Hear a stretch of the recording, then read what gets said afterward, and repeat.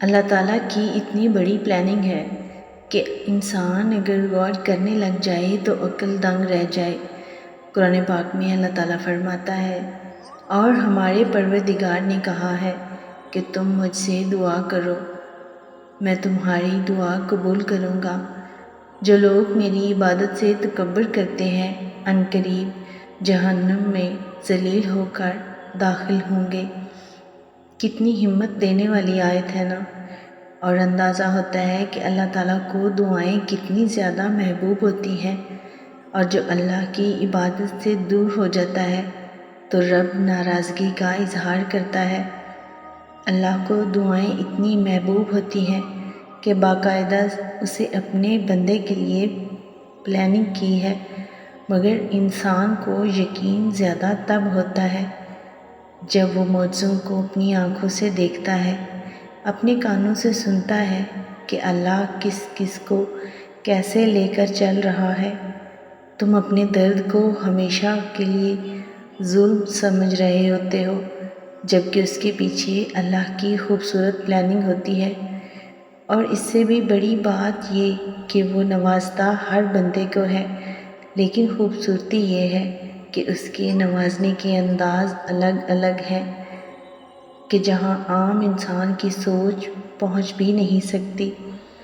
جیسے قرآن پاک میں اللہ فرماتا ہے، اور جو اللہ سے ڈرتا ہے وہ اس کے لیے دنیا اور آخرت کے رنج و غم سے نکلنے کی راہ پیدا فرما دیتا ہے، اور اسے ایسی جگہ سے رزق عطا فرماتا ہے جہاں سے اس کا گمان بھی نہیں ہوتا۔ اور جو شخص اللہ پر توکل کرتا ہے تو اللہ اس کے لیے کافی ہے۔ بے شک اللہ اپنا کام پورا کر لینے والا ہے۔ بے شک اللہ نے ہر شے کے لیے اندازہ مقرر فرما رکھا ہے، تو جو آپ کی دعا ہے وہ وقت آنے پر ظاہر کر دے گا، آپ کی شے آپ تک پہنچا دے گا۔ بہت سے لوگ کہتے ہیں کہ ہم اللہ کی عبادت بھی کرتے ہیں پھر بھی مشکلات میں گھرے ہوئے ہیں، تو اس کا مطلب یہ ہرگز نہیں کہ اللہ پر ایمان لانے سے دنیا کی آزمائش اور تکلیفیں ختم ہو جاتی ہیں یا کم ہو جاتی ہیں، بلکہ اللہ تو اسے بہترین اجر دینے کا وعدہ کر چکا ہوتا ہے۔ وہ تو بس تمہارے ایمان اور توکل کو دیکھنا چاہتا ہے، وہ بہترین اجر دے گا۔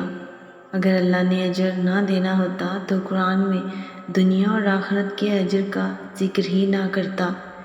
وہ حوصلہ دیتا ہے اپنے ٹوٹے ہوئے بندوں کو کہ آج تم یہ دکھ کے دن دیکھ رہے ہو، لیکن یہ سکھ میں بھی بدل جائیں گے۔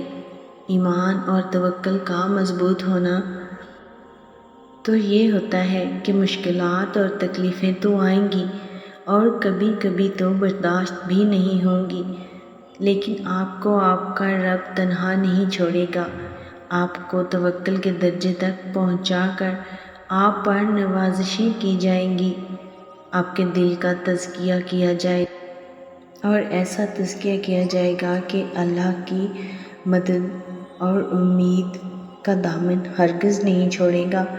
آخر کار تمہیں یہ سمجھ آتی ہے کہ بے شک یہ تو اللہ پاک کے نوازنے کا انداز ایسا تھا تاکہ میں اپنے رب کو پہچان سکوں کہ وہ قادر ہے، وہ مجھ سے کتنا پیار کرتا ہے، وہ مجھے اپنا آپ دکھانا چاہتا تھا، ملاقات کرنا چاہتا تھا، اپنے قریب کرنا چاہتا تھا، اور میں اس غم کو پہاڑ جتنا سمجھ رہا تھا۔